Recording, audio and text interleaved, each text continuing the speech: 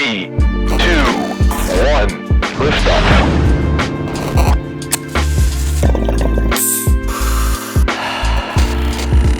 Cannabinoid Connect, the nation's most diverse cannabis-related podcast.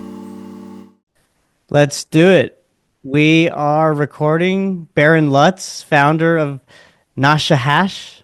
Welcome. It's good to meet you, sir. Thank you very much. Thanks for having me on. Yeah, of course.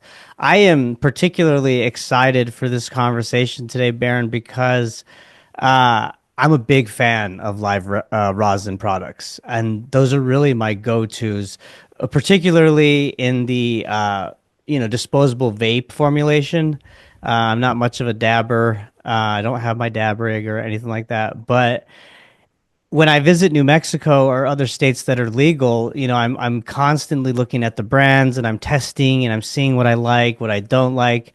And after looking at Nasha Hash's website, I'm like, dang, I wish that product was somewhat close to Texas, or if I could get my hands. I don't even know what states you are in outside of California, if it's just California, which we'll learn more about today. But I think it's appropriate to kind of start with just what is live rosin for people that may not know.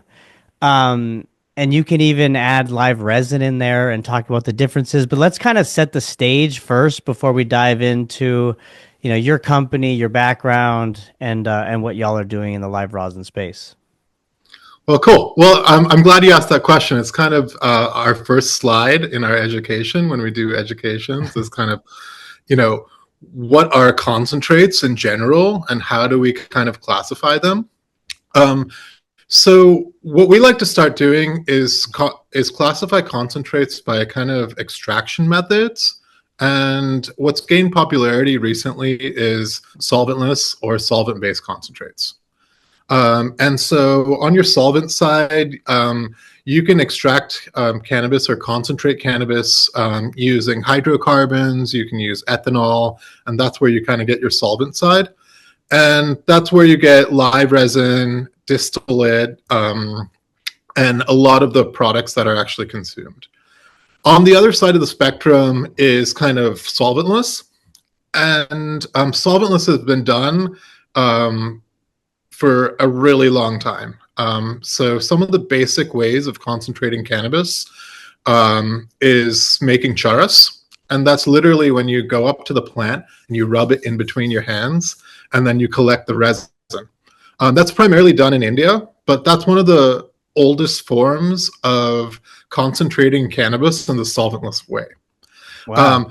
You also have dry sift, which is done commonly in Morocco and Lebanon, Nepal even to some degree. And that's where you take plants and you literally bang them against screens or inside of drums with screens. The agitation causes the trichome head to fall off. So these are all ways of kind of isolating the trichome head from the plant material. Just to pause right there real quick, yeah. Barron, these different methods of extraction, is this what you learned on some of your global travels that kind of led you to where you're at today? I mean, from what I read in your bio, you went to India for some time, then to Humboldt and the Himalayas. I mean, talk us through, is this where you kind of got that knowledge firsthand and you saw some of this stuff? Yeah, definitely. Kind of bouncing back and forth from California to India. India is really where I developed my love for hash because the cannabis is not really high quality. There's a lot of sticks and seeds. It's not really separated, males and females. In India, they're probably doing it a little bit more now. But back when I lived there, it wasn't. So really what was like the shining star, if you wanted to smoke really nice stuff, was hash. And so I spent time in Himachal, which is a state in India, where they practice traditional ways of concentrating cannabis, which is making charas. But how do we tie that in to your question of what is live rosin? And so the interesting thing is charas is made from fresh plants, and that's what we kind of do with live rosin as well. So we take a fresh plant from the field and then we freeze it. And then we do something called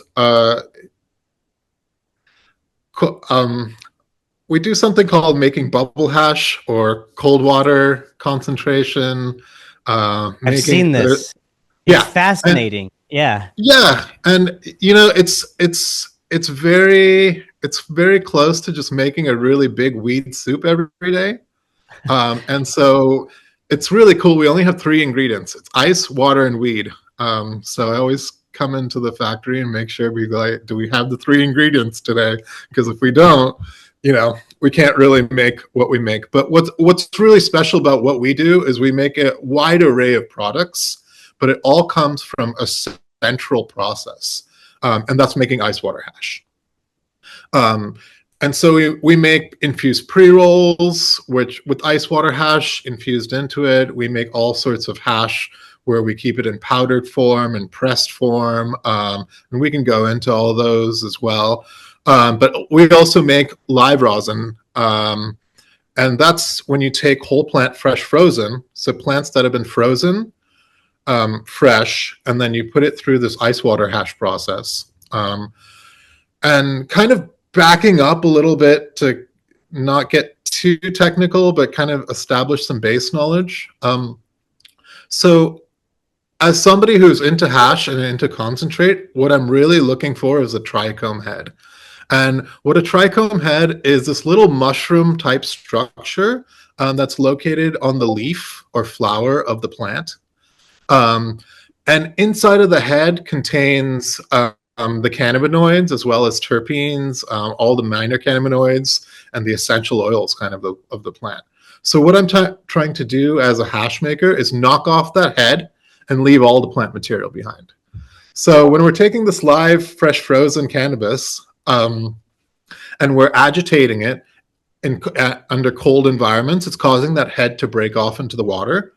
We then kind of pan for gold for these little trichome heads. And then what we come out with, go ahead. Sorry, and doesn't the ice help also remove? So when when it's in that soup, as you mentioned, right, the water and the ice, the ice agitates and helps break off those trichome heads. Is that accurate? You're digging into a very controversial topic within the hash community. Let's talk about it. Yeah. Yeah, I mean, there's a lot of people that have tried iceless washing, and hash will come out. So it's not actually the ice banging into the plant material causing the trichome head to come off. We just like using ice, and it can actually work in the opposite way too. Too much ice can kind of grind the plant material, and you don't want that in your hash. But yeah, it's really there just to maintain a low temperature. Okay. Because if you have a high temperature, the trichome heads explode, and if they explode, it goes into the water, and then you can't do mechanical separation. I see. Got it. So we get this resin-rich kind of water. We get this resin-rich water. We pan for gold, and we get this almost sandy-like consistency. And then we take that and we dry it. And so after drying, to make live rosin, you take that hash, and then you put it through another filter, and then you apply heat and pressure. And the heat and pressure actually causes the oil within the gland to separate from the gland membrane. And so that's live rosin. Then you actually take that live rosin, and then we put it through another step to change its viscosity. And that's what makes it into a vapable form. It's funny that you mentioned that's your favorite product, because I was just talking to my partner the other day, and I was like, out of all the products we make, I think that's really my favorite product that we make, because I feel like, I've been smoking since I'm 13 years old. So definitely a long time. And now I'm really conscious. I'm really health conscious and what I'm putting into my lungs.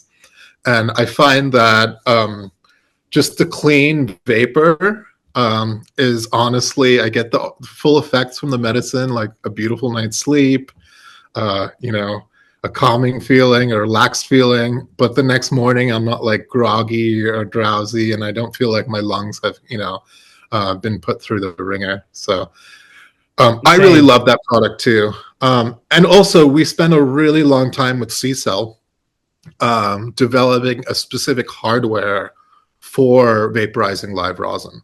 So they've sent out a bunch of PhDs to our facility, and they did so much testing in aerosol science and organic chemistry and material science to really create a beautiful piece of hardware that we actually use for our live rosin.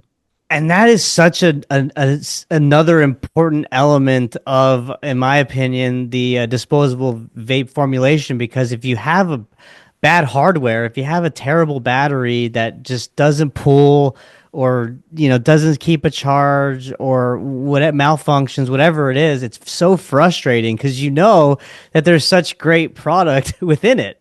So it's like, so that's great that you had those PhDs and people really look into the hardware, and you feel like was that a lot of trial and error, that process, I can imagine? Or Oh yeah, and it was definitely yeah. like years in the making, and we tried a lot of different hardware before that, and dealt with a lot of failures, a lot of returns. Yeah, I would say it's honestly the most complicated product that we've ever launched, because of the amount of steps from like plant to the vapable rosin, and then this entire other ecosystem of adding hardware into it, and then international supply chain, right? Because then it's not like, hash is beautiful because we make it, we put it in the jar, it's ready. But with that product, it's definitely a labor of love. Yeah, I mean, I can't imagine. Absolutely. Let's switch gears, Baron, and talk about the business of hash, right? I mean, as we talk, we both agree that, the live rosin vapes are our favorites, right? Or one of our favorite products. So talk to me about the growing consumer demand for cleaner, more natural concentrates, and from your perspective, what it takes to succeed in this competitive market of cannabis extraction. That's a great question.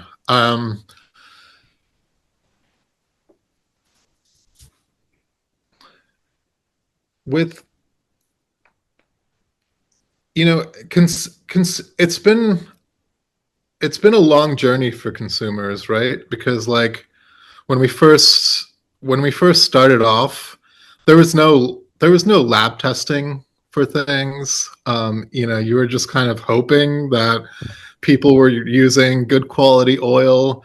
Um, there was no, there was definitely no, there was less standardization and material science behind the hardware too.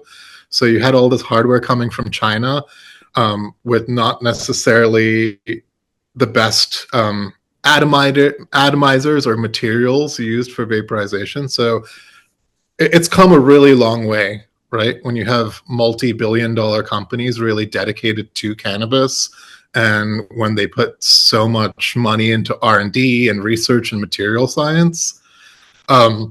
So that's really nice that we're at that point, right, where the hardware partners are really coming through with state-of-the-art hardware designed for cannabis, because a lot of the vaporizers initially were just brought over from tobacco, right? So we were just using stuff that worked with nicotine, and nicotine oils very different from cannabis oil. Right. It's not as like thick, and like it's more, I guess, liquid and more liquidy. I don't know what the right word is, but they're able to use different adulterants in the nicotine industry. So you're not smoking, like when you're vaporizing rosin, like there's nothing in there but the resin from the cannabis plant. But when you're vaporizing nicotine, there's nicotine salts, and then those are dissolved within another medium. And so it's a completely different product. So what's really cool now, we've got to the point where companies are actually designing for cannabis oil. And that's really cool. And so it's gotten way safer too, because they have reputations that they have to maintain. So they're making sure, at least the reputable companies are making sure that there's they've studied the materials behind the vaporization, the reservoir, the tunnels. So it's safe. As far as consumer awareness goes, most of the market is still actually smoking distillate. If you look at Hoodie Analytics, look at BDSA, you look at Headset, the majority of the market is still smoking distillate. So I think there's been an industry shift where everybody kind of in the industry and connoisseurs are definitely like, hey, we like live rosin so much better. But I think the majority of the market is smoking a distillate or a live resin. And why do you think that is? I mean, do you think it's the impact of pricing or maybe education or lack thereof when it comes to like this consumer behavior? I think there's a mixture of a lot of different factors. I think you hit it on the head, right? One is affordability. So, a distillate all-in-one vaporizer or a distillate 510 vaporizer is definitely the most affordable option. It also says 90% THC on it, right? So it seems like a great value. You're getting a lot of THC for not that much money. Also, I feel like a lot of the vape consumers are coming from tobacco.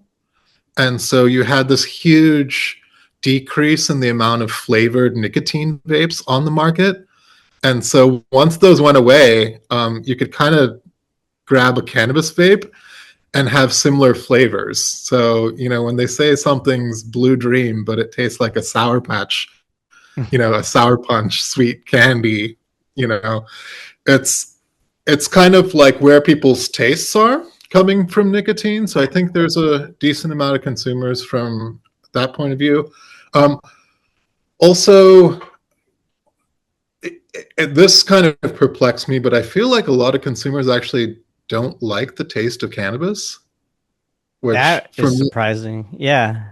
For me, coming from like a Humboldt cannabis bubble, is really surprising. I didn't know till I started asking some people, handing out my vapes for trial, and then asking people, and people are like, I really like it. Yours was good, but I really like my pina colada one I get from such and such company.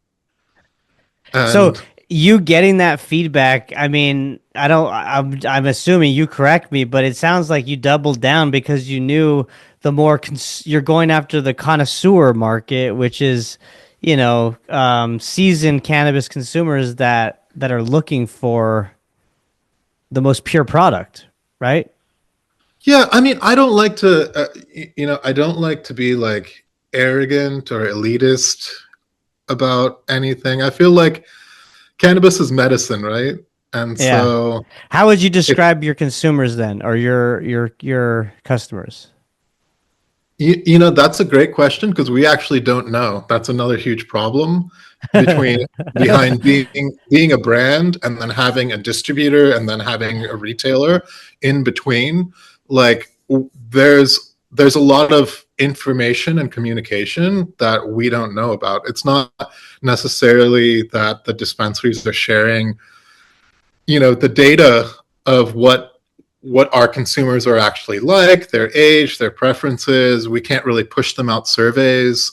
We do have a loyalty program. And so we are able to kind of communicate with a small subset of people that have signed up for a loyalty program. Yeah. But yeah, a lot of the stuff is anecdotal, and then a lot of the stuff is through large data. So when we look at large data from BDSA or Hoodie or Headset, right, you can just see where the dollars are being spent. Right. So with that challenge of accessing that information, like what's your marketing strategy? How do you go about targeting your audience for your product? So we're always product quality first. And so that's the number one thing that we focus on, is making sure we have a super clean product.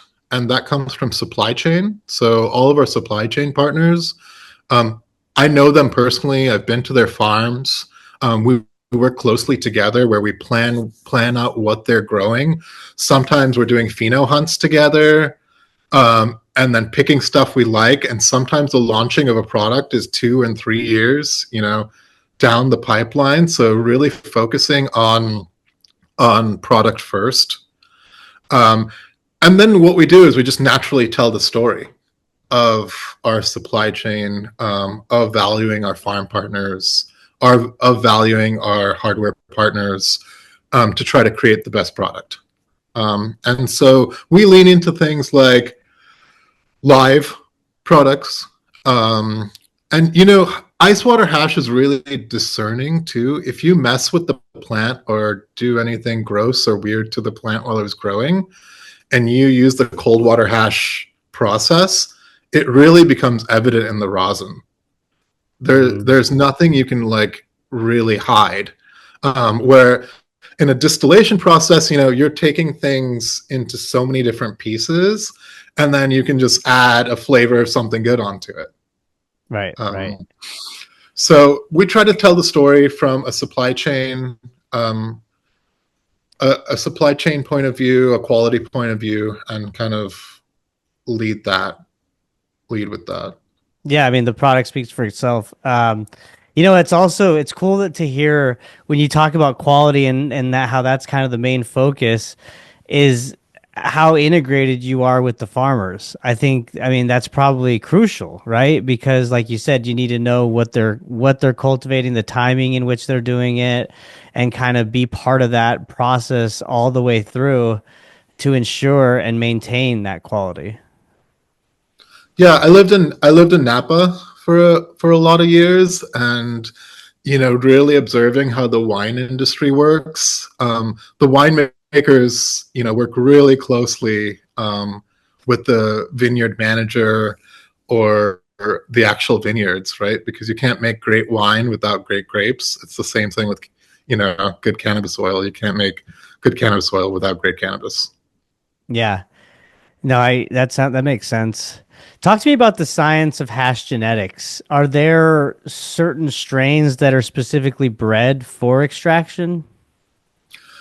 Yeah, and that's another really exciting thing in the hash industry right now. I mean,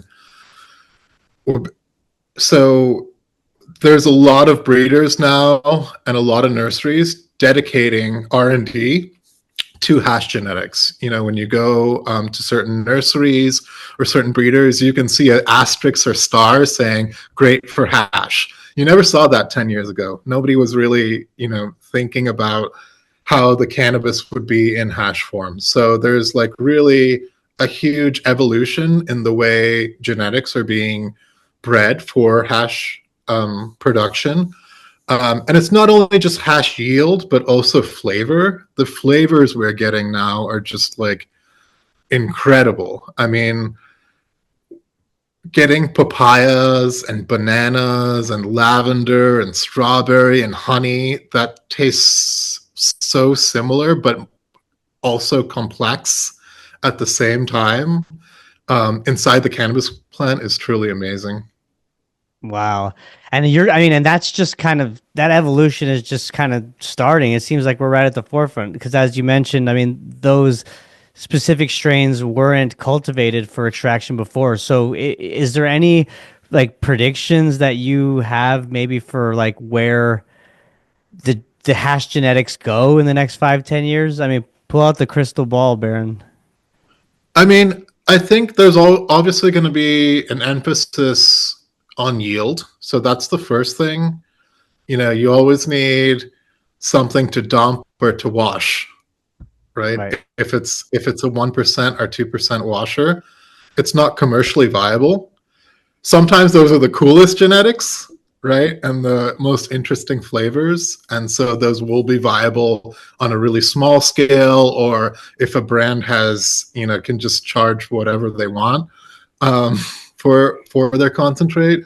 But I think having a nice yield is going to be really important. And so, you know, the mega genetic from a few years ago was GMO in terms of hash, and GMO just like does phenomenal in ice water hash. It just smells like stinky foot, as well as like gas, which is nice and funky, but you know, in a vape, it's not necessarily the most desirable flavor. Right. So I think looking into 5 years from now, we'll have a huge amount of hash genetics that are known to taste like blueberry and strawberry and pineapple and papaya and guava and kiwi. And so we have a few of those down. Like I think some of the tropical flavors are really well established. Like papaya's been in the market for a while, and you know, I think it's easy. But like, you know, grabbing a kiwi or a pineapple, you know, it's a little bit harder. You know, bananas are really cool, but usually pretty subtle. So I think we're just going to get more high yielding flavor forward hash genetics. But also I feel like everything's going to flip too. Like everybody is in fruit world for vapes, and then eventually people will be like, no, I only like, you know, super old school gassy sour D. Right. You know, and so you know, California cannabis is like fashion, right?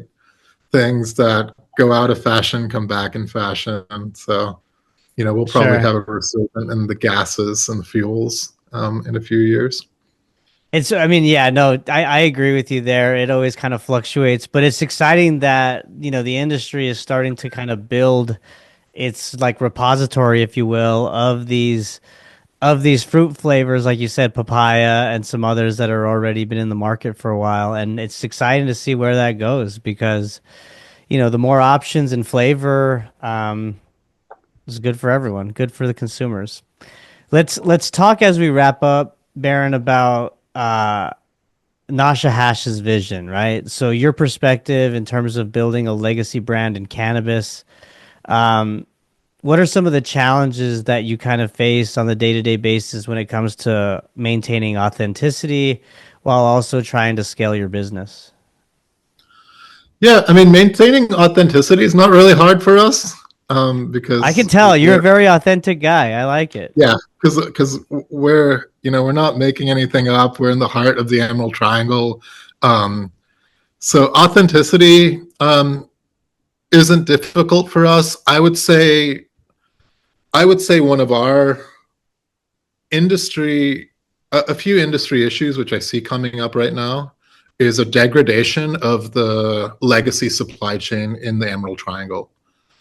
We have a bunch of farms that are not renewing their licenses, that are choosing not to grow again because of price compression. And so we're going to see a lot of consolidation into larger mega farms, either in the Central Coast or other spots in California. And, you know, anytime you go bigger, I feel like you lose a little bit of quality. And it's just, you know, I like buying my cheese from small scale producers. You know, my partner, she likes buying her beer from small scale brewers. And so it's a little scary to see the supply chain kind of at least the growers up here maybe start to disappear. The other thing is because it's not as lucrative anymore, I don't see the younger generation growing. You know, the younger generation wants to do different things in the cannabis industry, but no one's like jumping in head first into growing like I think was happening 5, 10, 15 years ago up here in Humboldt. So, you know, that poses some risk for what we do because we're so dependent on the supply chain and quality focused farmers. Sure. I think one of the other biggest / most frustrating things that we deal with on a daily basis is just not being able to scale out of state. like you said, you're looking at my website, you're salivating, you're like, hey, how can I get this in Texas? There is not a day that goes by where we don't have an inbound request or an Instagram or a DM from all over the world, asking like, hey, how do we get your product? Another guy from Australia just the other day is like, it's legal here. Can't you just ship it to me? And, it's frustrating because we have the capacity. We can actually produce enough hash to have a worldwide business. But, I feel like we're definitely lagging behind in America because, when the guy from Australia, I spoke to him and I'm like, hey, did you, he showed me some pictures of some hash he had, and the hash was from Canada. And that hash was legally exported from Canada to Australia. So there's an entire worldwide market that's being formed right now. And I think, the US is missing the boat.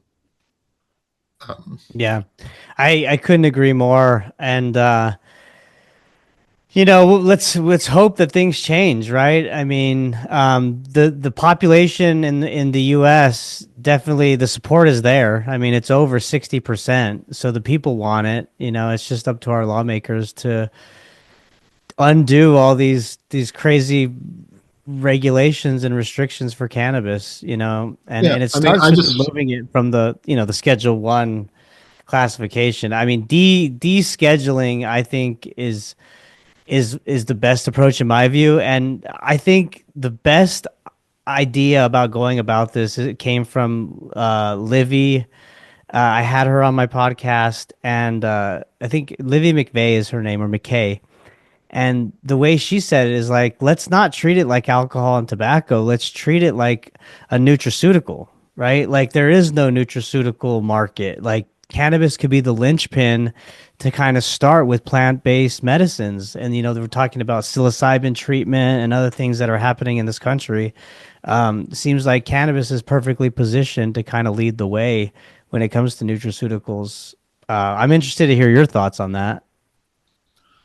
Yeah, I mean, I would love for getting cannabis descheduled, right? But I also feel like we need to be at the forefront internationally, because the US was the one who kind of spread the anti-cannabis laws throughout the world.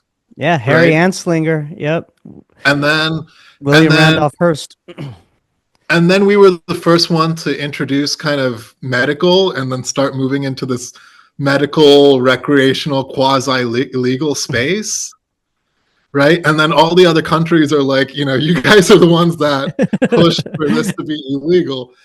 And now we're missing out on being able to really be the intellectual powerhouse behind cannabis.